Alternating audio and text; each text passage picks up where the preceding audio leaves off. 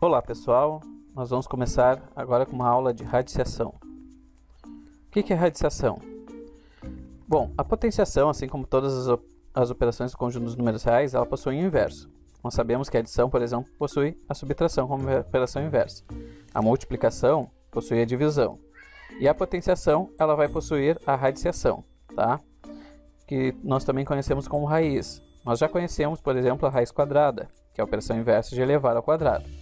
E agora nós vamos ver como é que nós podemos calcular as raízes de índices maiores que 2.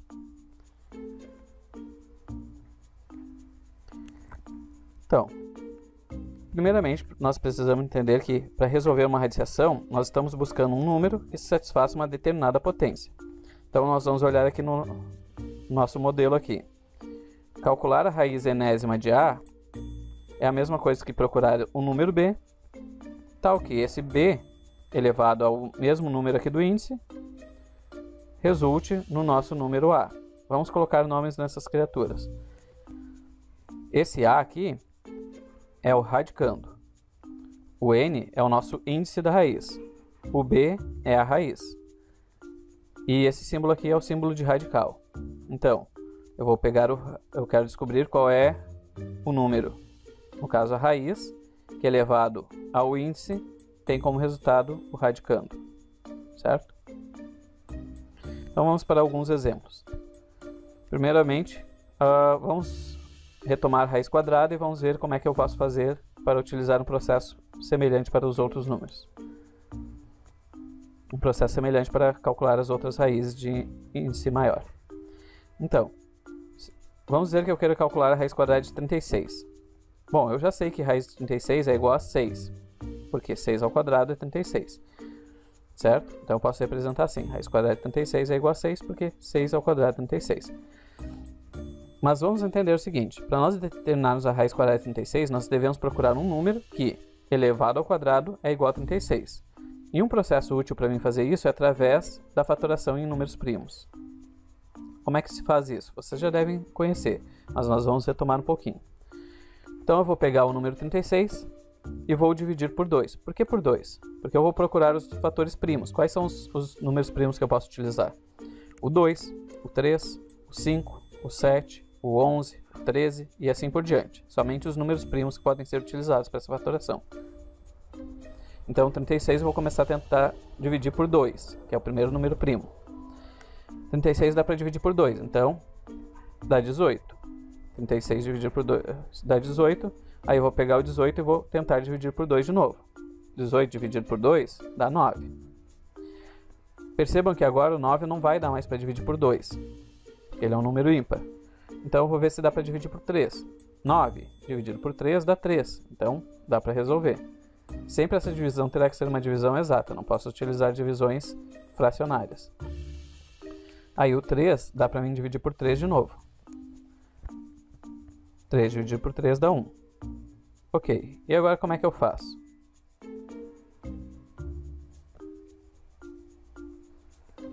Bom, percebam que eu tenho 2, 2, 3, 3. Como é uma raiz quadrada e raiz quadrada é índice 2, eu vou pegar de cada 2 elementos repetidos e considerar apenas um. Como assim? Eu tenho número 2 aqui. Então eu vou pegar o primeiro e anular o segundo. Da mesma maneira, eu tenho 2 número 3. Então, eu vou pegar o primeiro e anular o segundo. Com isso, o que sobrou foi 2 e 3. Aí eu vou calcular 2 vezes 3, que dá 6. E 6 é o resultado da minha raiz quadrada. Vamos para mais um exemplo?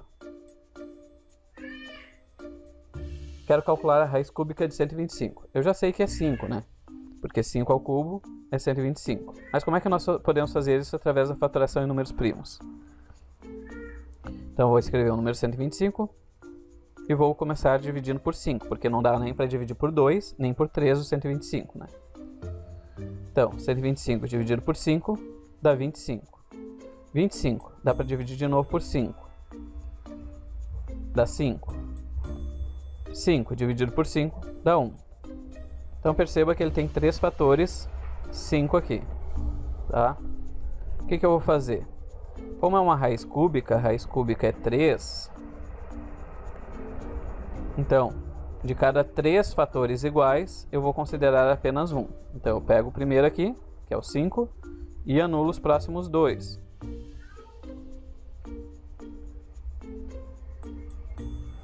Com isso, o que sobrou foi apenas esse 5 aqui. Então, o resultado da minha raiz é 5. Ok? Vamos para o caso mais complicado agora. Quero fazer a raiz décima de 1024. A raiz décima é aquela que tem expoente 10.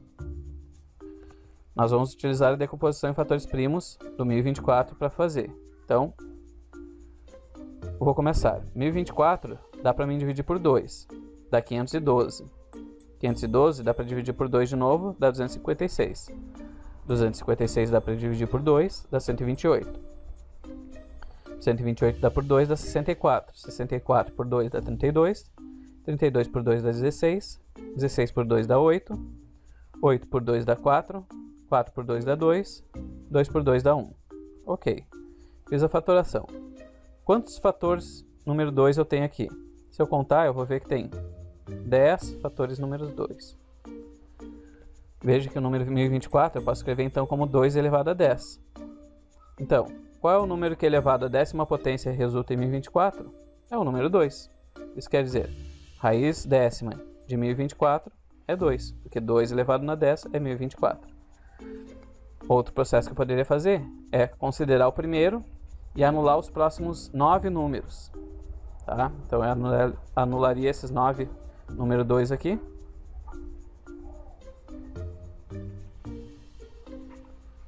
E me sobraria somente aquele primeiro 2 lá. Então o resultado seria 2. Vamos ver um breve resumo então. Então nós vimos que radical é a operação inversa da potenciação. Para resolver um radical, podemos utilizar a decomposição em fatores primos. Quando nós fazemos a fatoração em fatores primos, nós consideramos os números que repetem-se um número de fatores de vezes igual ao índice do radical. Ok? Então era isso a aula de hoje. Tchau, tchau, pessoal.